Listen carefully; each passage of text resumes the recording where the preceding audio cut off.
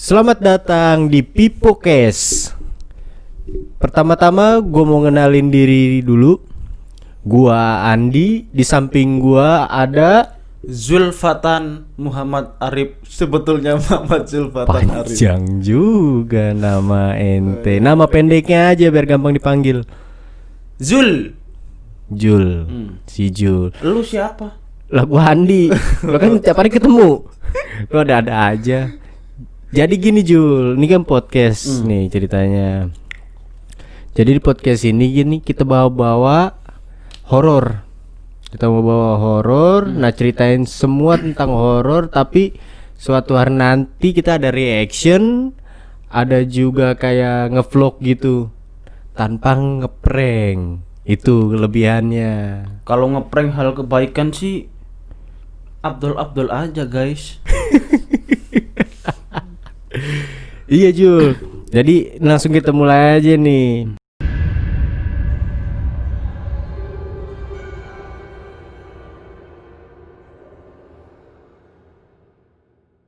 Kalau kita nih ya tinggal di Indonesia, udah pasti ya banyak banget leh. Kayak ketemu setan, cerita-cerita horor Indonesia, pocong, kuntilanak kayak gitu kan. Itu udah basi lah. Nih sekarang gue punya pengalaman yang emang bener-bener gue nyampe Jepang nih. Mikir, elah Jepang, setan mana ada sih, ya kan?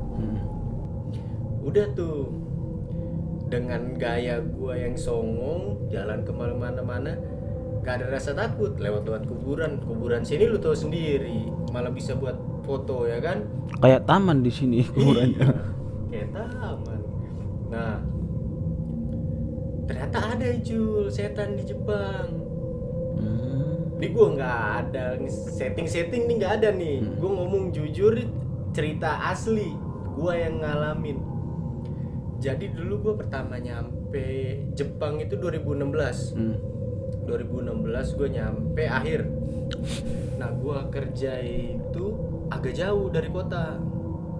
Nah jadi kerjaan gue itu ada tempat tinggal, sebelahnya itu pabrik untuk produksi. Nah pernah lagi udah malam banget kita pulang nih. Tadi itu daerah mana itu mah kerjanya? Daerah Ibaraki. Oh, Ibaraki. Ibaraki, Tokyo ke samping lah. Itu Jauh. parah sih, jauh. Jauh banget. Dusun juga. Nah, pernah malam tiba-tiba senior gue dateng nih. Ditanya sama gue, "Ndi, kamu udah pernah ketemu belum setan?" Dia bilang, "Di Indonesia sering," gue bilang kan. Udah mau lihat gak setan Jepang, dibilang gitu. Gue bilang emang ada, gue gituin. Paling juga cakep, gue gituin kan. Itu gue ngomong di dalam tempat produksi. Gue nanya emang ada di mana setannya? Langsung senior gue ngomong, nih di sekitar sini, dibilang kan. Gue bilang masa sih ada, kayak gimana setannya? Gue mau lihat, gue gituin kan.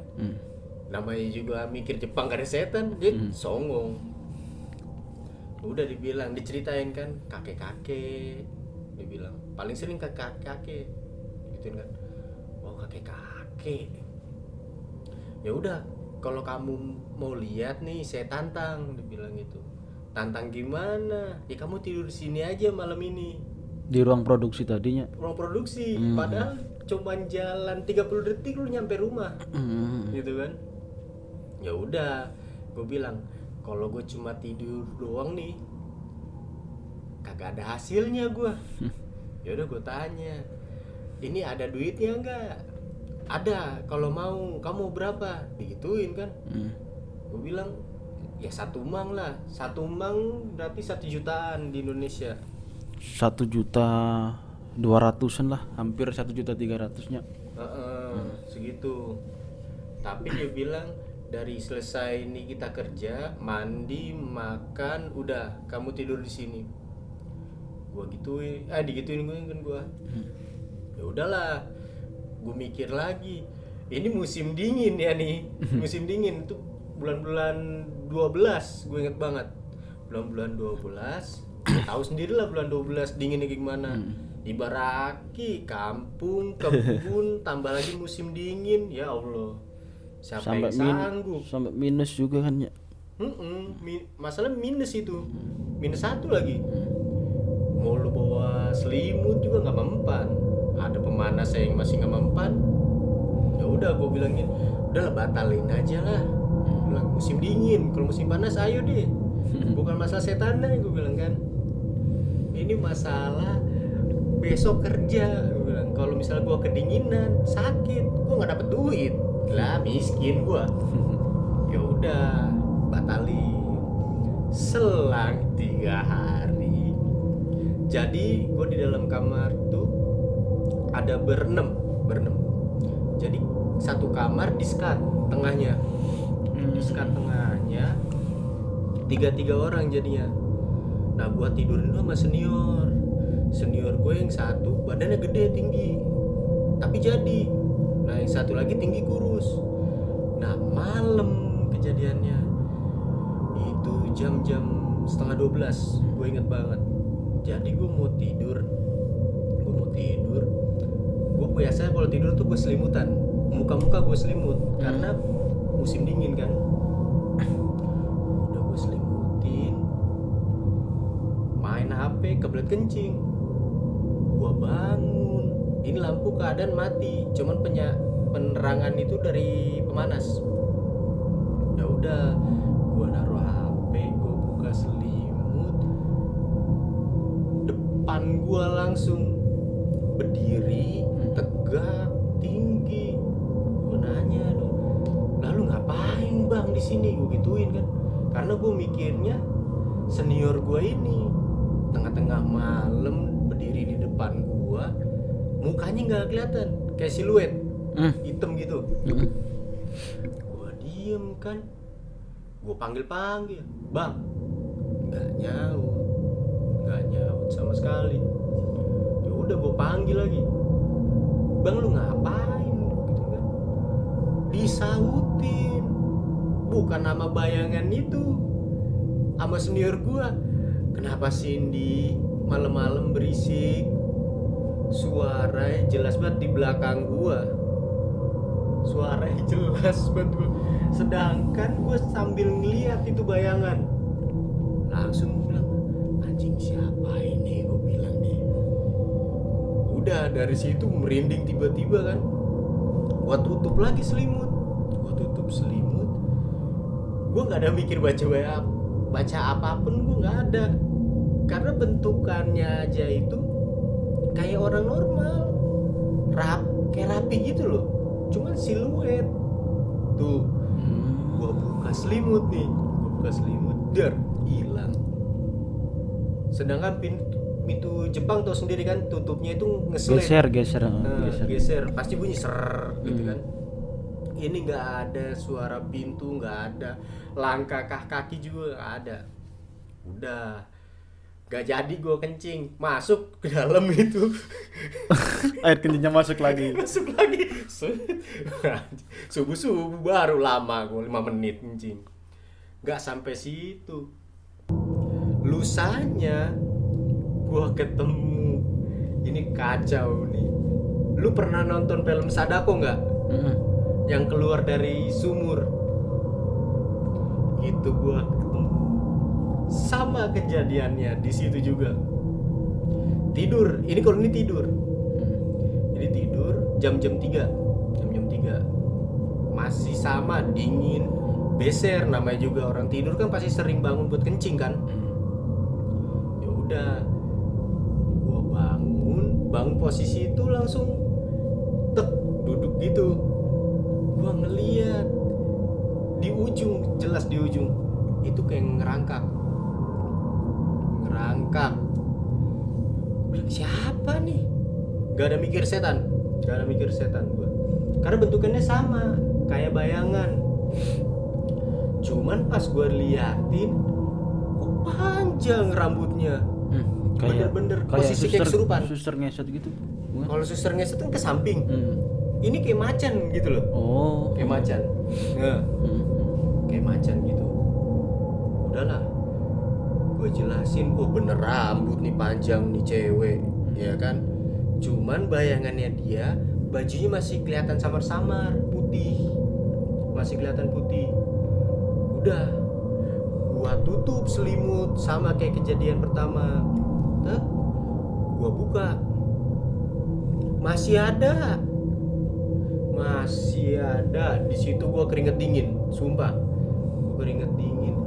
Ngerangkak Jul, ngerangkak dia dikit, makin gua tekan selimut ke muka gua tutupin sela-sela biar tangannya dia nggak masuk dong. Kalau dia tangan dia masuk ke perut gua bahaya.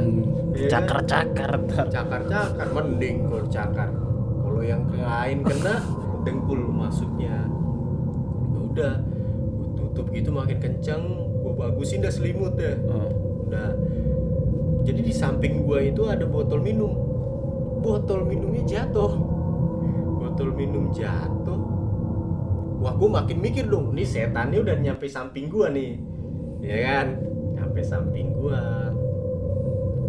Gua diem, gua banting badan ke kanan. Gua ngadep ke tembok, ceder. Udah. Gua diem, kok dinginnya beda. Bukan dingin udara ya. Dingin kayak es batu gitu loh. Tiba-tiba, tapi setengah badan. Teng gitu. Oh, jadi kayak diraba gitu ya. Mungkin. Kadang kan kalau kita kayak dipegang setan nih, kadang kan ada yang ngerasa kayak dari ujung kaki ujung kepala tuh kayak dingin gitu. Nah itu sama, tapi setengah badan yang gue bingung. Udah, gue putusin, banting badan lagi, gue buka, bener botol minumnya jatuh, dianya udah nggak ada. Gue mikir kalau nggak gue keluarin nih sekarang, maksud gue air kecil gue ini gue mau kencing lah gue, bahaya, takutnya gue mimpi ngompol kan. Mana futong selimut mahal, Tebel juga. iya, ongkosnya banyak. Udah, gue putusin kencing itu agak jauh, gelap banget. Gue kencing, jadi tutupannya itu sama kayak kamar mandi Jepang, jadi kaca gitu. Jadi kalau ada bayangan orang kelihatan. Ini gue kencing, pala gue ngadep belakang tuh, gue ngeliatin itu tuh, biar gue mikir kagak dijegat nih gue nih. Bener dijegat. Ya gue merinding gue cerita ini, parah. Nah, dijegat habis gue. Bener-bener bayangannya itu jalan tak ngadep. Itu yang gue jelas lihat, bajunya panjang, rambutnya selengan gitu. Ya udah, kencing gue berhenti, kayak lubangnya langsung tutup gitu. Katupnya langsung tutup. Iya. Gimana sakitnya?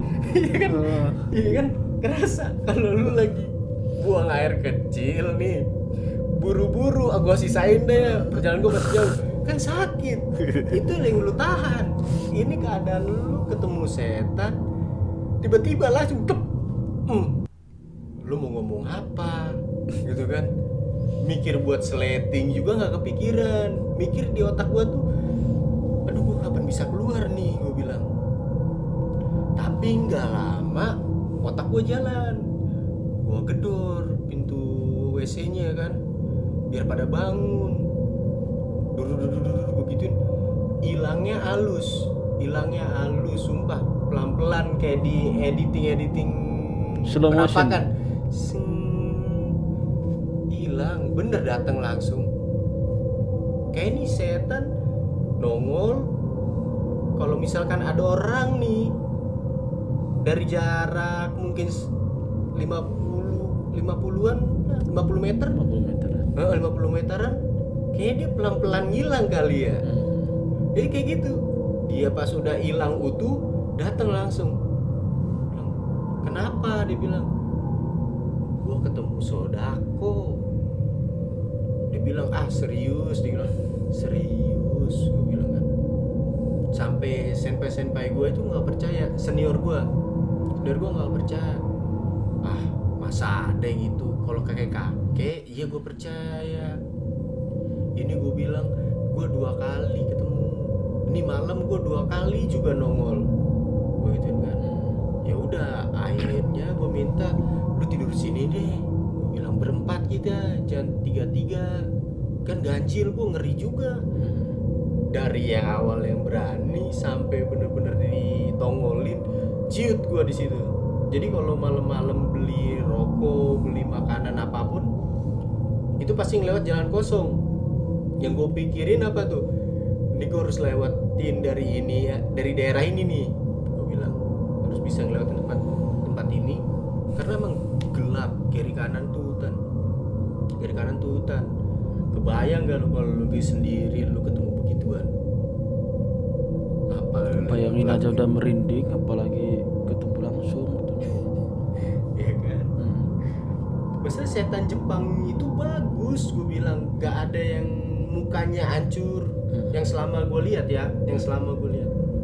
tuh gak ada yang mukanya yang hancur, rapi, bener. Kalau diadu sama orang Indonesia ke mall masih bagusan setan Jepang, bener. Apalagi bocah Bekasi, woi. Gimana ya Bang dia? Baru beberapa saat sih juga di Jepang tuh kayak kagak percaya sih. Sebetulnya kan ada kan kotoba itu namanya dari Jepang adalah obake itu. Setan artinya kan ya. Tapi apa bener sih di Jepang itu ada setan gitu? Masih nggak percaya. Cuma kapan hari kan ketika kerja itu ada kayak sesuatu lah, hal yang tidak memungkinkan kayak di Indonesia sih gitu. Cuma ketemu langsung itu masih belum pernah. Lah sekarang Bang Andi cerita kayak ginian, merinding banget asli beneran merinding. Gua juga pun orangnya nggak percaya nama gitu. Gua nggak bisa ngelihat, bukan buta, nggak bisa ngelihat yang kayak gitu-gituan. Mungkin gua bisa ngerasain. Kayak misalkan datang ke tempat nih, udah gak enak nih hawanya. Kejadian lagi itu gua manggung di Jogja, kayak gitu kan. Baru ke lobby hotel, aneh nih feeling gue nih, langsung kayak hawa itu panas. Nah sama kayak di kamar gue itu adem, cuman ungap, ngerti nggak? Ungap gitu loh, kayak hawanya gak enak. Cuman mikir ya udahlah Jepang, tapi bener yang gue rasain kejadian gitu. Tuh kurang gila apa yang nggak mikir ada setan di Jepang? Ada. Ini gue bisa ngomong bener, nggak ada setting. Ini pengalaman pribadi. Ngerasain sih kayak hawa-hawanya yang kurang sesuai lah, kurang pas itu. Cuma ketemu langsung belum pernah. Yang temen sepabrik sekaisa itu sering nemuin dianya malah. Entah suara anak kecil entah suara apa, terus kelihatan anak kecil sering kelihatan gitu. Ngeri dah pokoknya. Jadi guys, di Jepang ada setan. Intinya di tempat manapun ya, jagalah diri dan juga sopan lah. Jangan semena-mena. Jaga sopan, dapat mental gila. Ada penunggunya ya di mana-mananya. Di mana-mana.